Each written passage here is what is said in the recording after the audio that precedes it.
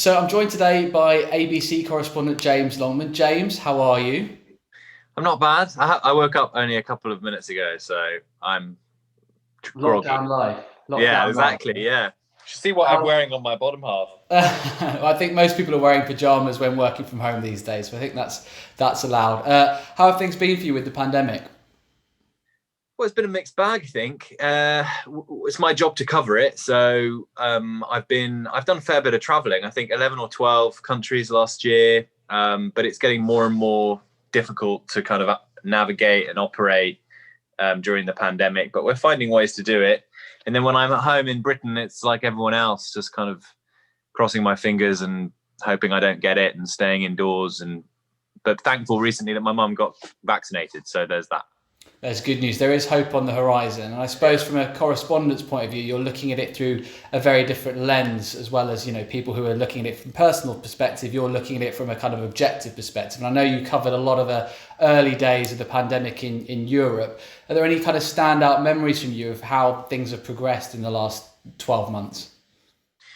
Well, certainly, I remember the first story that we covered. I think it must have been either very late February or early March. I went to Italy, where, cast your minds all the way back, we had discovered this strange virus in northern Italy, and 12 towns had been put under lockdown. And was this the same virus that came from China, and why Italy? And I went and I was stood on this motorway, and basically on the live on Good Morning America, I was like, if I stood over this line, I'd be in the red zone. And if I went into the red zone, I'd be in quarantine. That is where the virus is. And I am, I don't have the virus and the virus isn't here. And of course, now we know that that's total rubbish. At the time in March, the virus would have been everywhere. So it's amazing just how quickly things have changed in such a short period of time. And there've been, some pretty sad stories to tell over the period. I was in Brazil in May last year, and I was standing in a cemetery in Manaus in the Amazon, where they were burying people one on top of the other because they didn't have space to bury all their bodies. And the clearing that they had made for the other coffins was just enormous. I've met families who've lost sort of 6 or 7 members of their immediate family. And it's an extraordinary thing when you go to one part of the world and you talk to someone about a story, and you fly thousands of miles to another part of the world and you're talking to them about exactly the same experiences. It's a very strange thing to cover as a news person. And then, of course, you don't just leave the story behind. You come home and it's the same story at home, worrying about your own mother, your own family, your own friends. Yeah, it's been quite a year. I suppose there's been quite a lot of contrast there when you go to somewhere like Brazil and you see people buried 5 or 6 deep, and then in the UK where arguably the death rate is just as high, if not higher, yet you don't see that everywhere. It's not kind of thrust upon us like it is in some other countries. Yeah, I mean, that's true. And a lot of the death here is hidden from us. Death is not so close to people in the developing world. And actually, when you go to parts of the world, I've spent a lot of time in the Middle East, for instance, covering wars and the kinds of deaths that we're used to in that sense, in terms of conflict. People are kind of, I suppose, a lot more philosophical about death a lot of the time. And I think it's been quite a thing for people in relatively comfortable places like London and Milan and New York to suddenly be confronted with this enormous death toll. It's quite shocking. I think New York had an extraordinary experience because, in Manhattan especially, because everyone lives and works and eats and exists and goes to school in exactly the same space.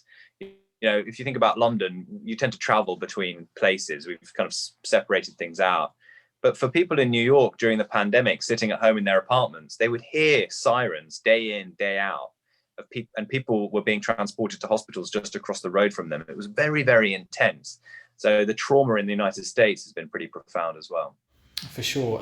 Tell me a bit about your experience of being a correspondent in some hairy places. You were a correspondent in the Middle East for a while. What was that like? Well, it's fascinating and incredible. And the Middle East, I mean, I spent some time as the BBC's Beirut correspondent. I was a freelance writer and kind of journalist in the Middle East before that. And for ABC, I've covered the war in Syria and other parts of the Middle East as well. It is. It is one of my great loves. I mean, I did my degree in Arabic, and I went to live in Syria because of it. And then I just fell in love with the Middle East, and it's always been a profoundly important place for me.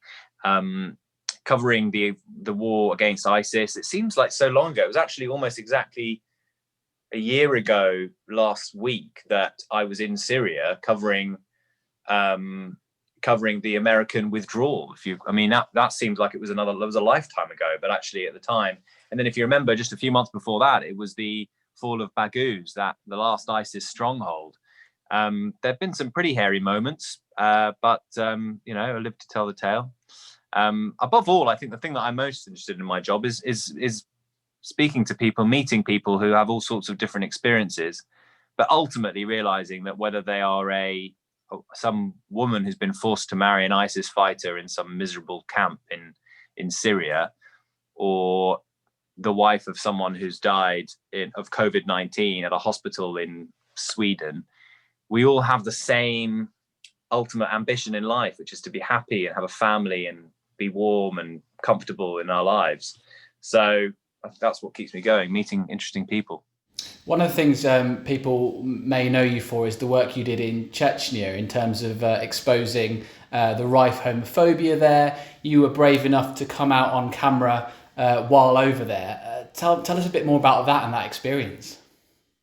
Yeah, I mean, I've always wanted to do the story. It's very difficult to go to Chechnya, but I felt that I really wanted to, because that's the best way as a foreign correspondent to tell stories. You want to go to the place.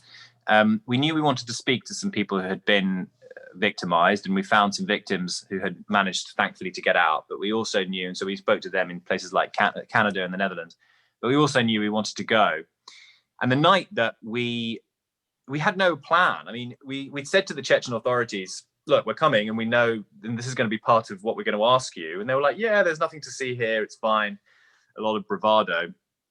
And then one night we happened to meet the right person, who turned out to be the head of the police force, who is himself on a US government sanctions list and has a police force of about 10,000 men who all are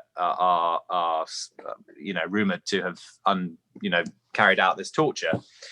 So we go one night to his prison, jail on the outskirts of Grozny, and we're driving for like 40 minutes, and I'm like, he's taking us to a prison in Chechnya. I don't know if this is a brilliant idea, but anyway, we get there, but he's full of bravado. He's like a general. He's like, nothing to see here. It's fine. Let me show you in.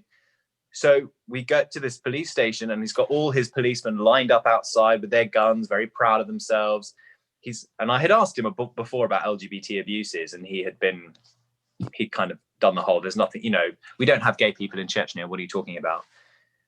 And so we just carried on with him. We walked through this police station. We were in a cell at this point, where if they have been holding gay people, they could very well have been holding them in that cell at some stage. And I had said to the producer and the cameraman, I had no plans to tell anyone I was gay. I was like, that's absolutely not what I'm going to Chechnya to do. I didn't want, one, to put myself in danger, but two, you shouldn't really be making it about you anyway. But in that moment, I was like, I think I might tell him in this moment. There could be something that changes in him, because I could sense that he liked me as a person, or we got on. Like there was a kind of an understanding. And it took a while for him to register through the translator. And then he just burst out laughing. I was terrified, and my heart was racing so hard that I instinctively took his hand and put it on my chest for him to feel my heartbeat. So I had this weirdly intimate moment with the head of the Chechen police force touching my chest in a jail cell in Grozny. But we made it out. I slept that night with the chair up against my door of my hotel room. And the next day we flew very quickly back to Moscow and then out of the country. But yeah, it was extraordinary. And I think went some way to highlight what was going on there. And I've met lots of Chechen, well, not say lots, but a number of Chechen refugees since who've got in touch with me, who feel that they need help, or they'd like some direction to charities, so in that way it's quite rewarding.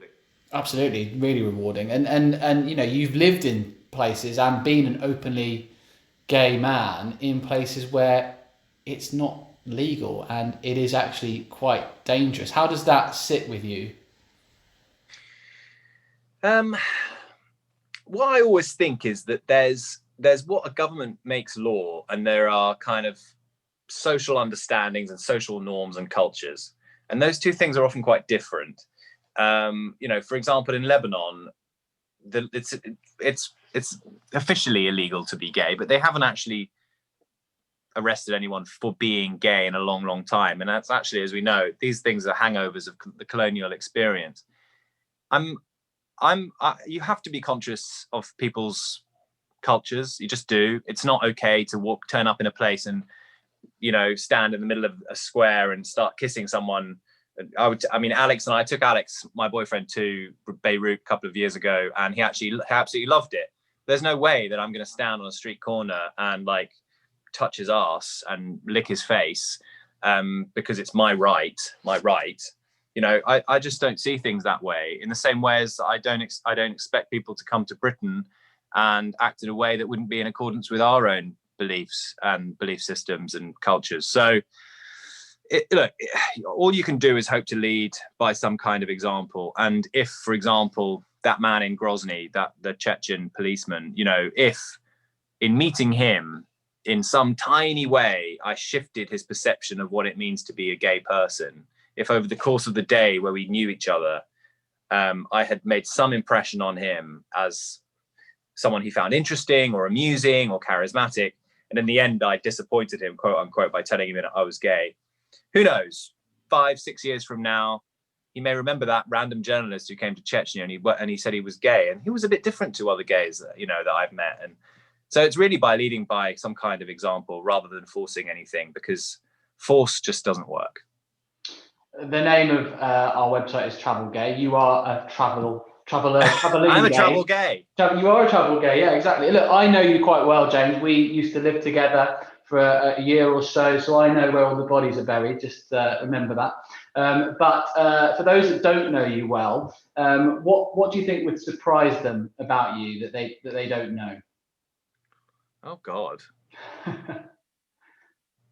What would people be surprised at that they don't know about me?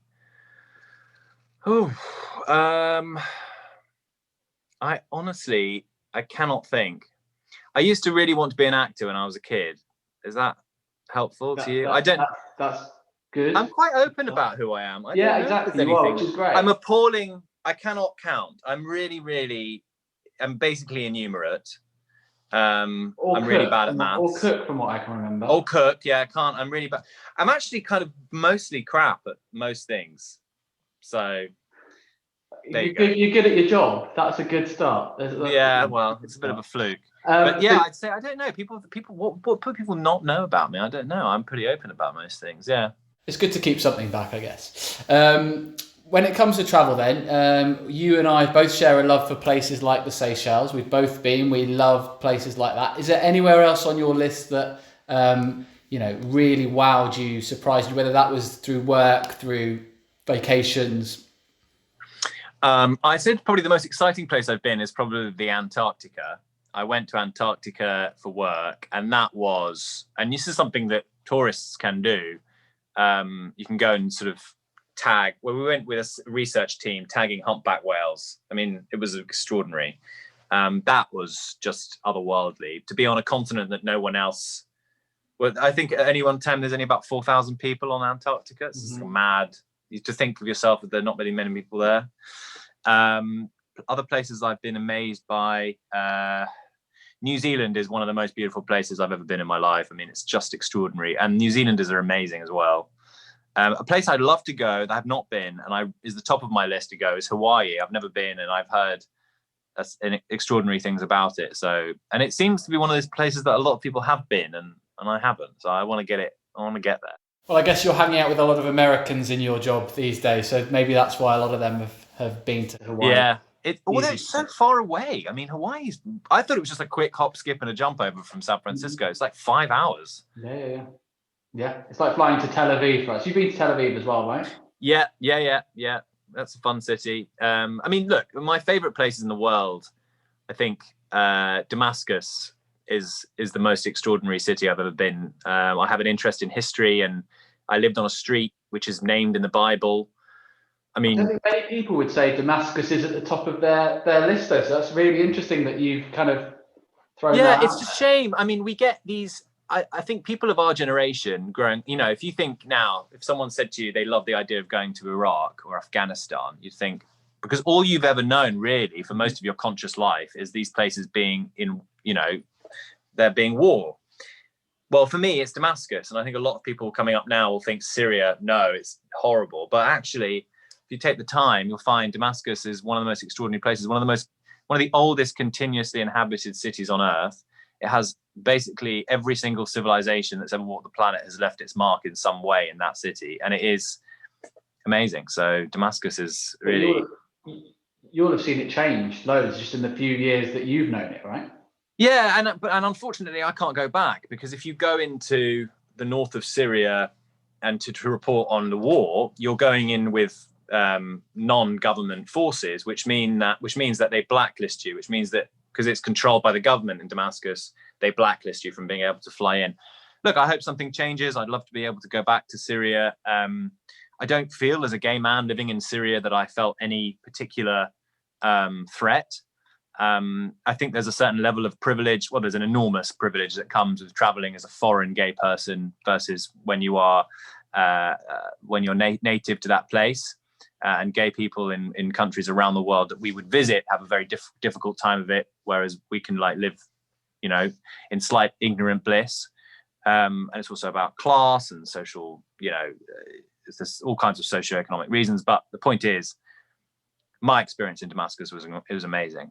So, and you've kind of touched on something there, that a lot of gay men and LGBT people refuse to go to places where it's illegal to be LGBT. Now, my view has always been that if we don't travel to these places, then we aren't going to change mindsets, we're not going to affect change, and it's really important, if you can do so, to do that. There may be a gay man who works in the hotel, in the housekeeping team, who just sees you as a gay couple and recognises that they're not that different and that there are other people like them. That's always been my view, and I'm assuming you share that.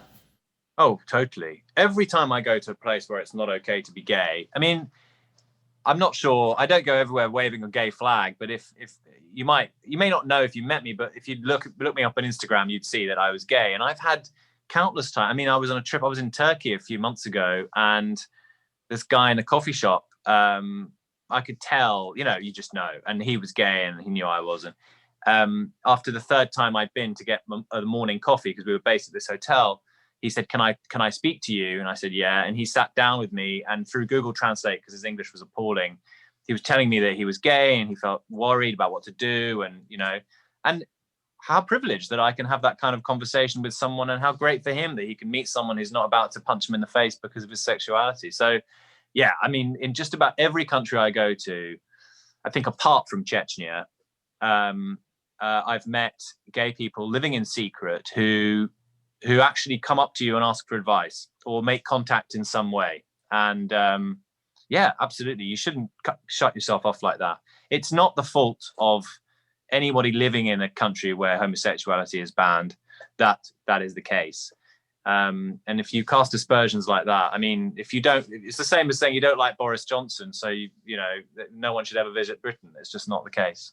On Travel Gay, we get a surprising amount of traffic from countries where it is, highly illegal to be gay. People are obviously, looking at our website and wanting to, see what's out there, see what the other world looks like, which is great for us.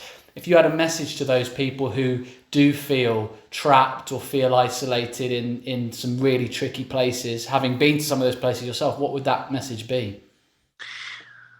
Look, I think safety first, but often the internet is your friend. Reach out to people online, because it does seem to me, in the experiences that I've had whenever I've gone anywhere, that it's this online community which helps people immeasurably. I'm reading a book actually at the moment called The Heart's Invisible Furies by John Boyne, and it's about the gay experience off in Ireland when it was illegal to be gay there. And he talks about the underworld of, gay life and not feeling accepted, and how awful it was, and the danger, the real actual danger there was to life for gay people in Ireland at the time. And it strikes me that had he had access, and he talked about it in the book, to somewhere online to go where he could share his experiences with other men, then his experience would have been a bit different. But that is the experience of people now in this day and age. So find people online, reach out to them and make friends, and you'll never, the possibilities are endless when you do that. Good message. Just to wrap things up then, really, a lot of people have looked introspectively at themselves in this pandemic. They've had a lot more time on their hands to think. You've been quite open about mental health challenges. You've had, other people will have probably experienced mental health challenges for the first time in this pandemic. Have you learned anything new about yourself, or have you found out anything or had a chance to reflect because of what's happening in the world right now? I've actually found this latest lockdown very hard. January's been a really difficult month. And I think that when you're so cut off from other people, you lose perspective about what we're all going through. You start to internalize it, and you make yourself feel that it's only you and that you're mad and that there's a world out there and you're the one who's bonkers. What I found is it's never been truer that you just have to share how you're feeling with people. You have to. You find them, talk to them online, go for a walk. It's the most important thing you can do. And for me, it's advice I've given to people, and then I forgot it for like half of January and was feeling really crap.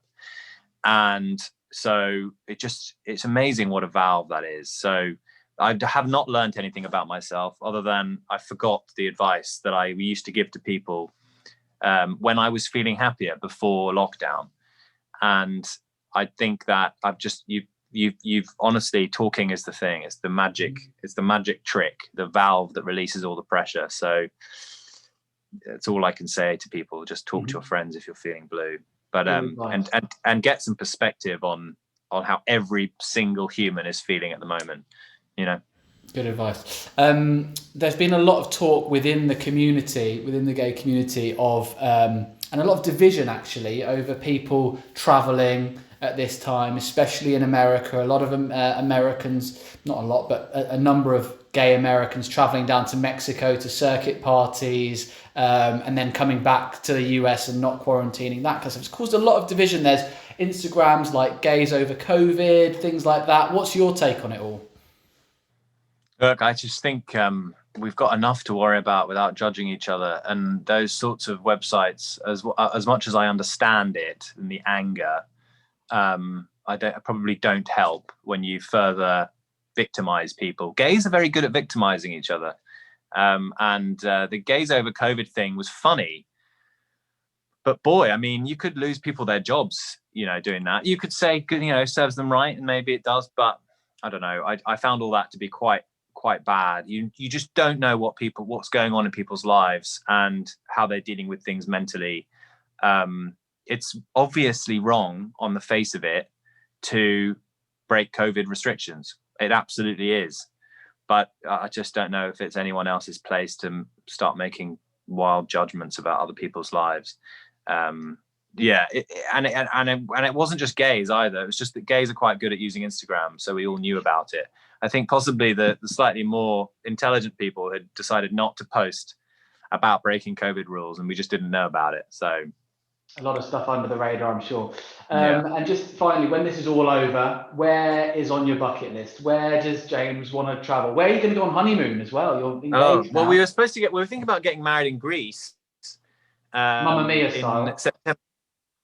Sorry? Mamma Mia style. Mamma Mia, yeah. No, we were thinking about, so obviously, huge cliches that we are, thinking about going to do it in Mykonos.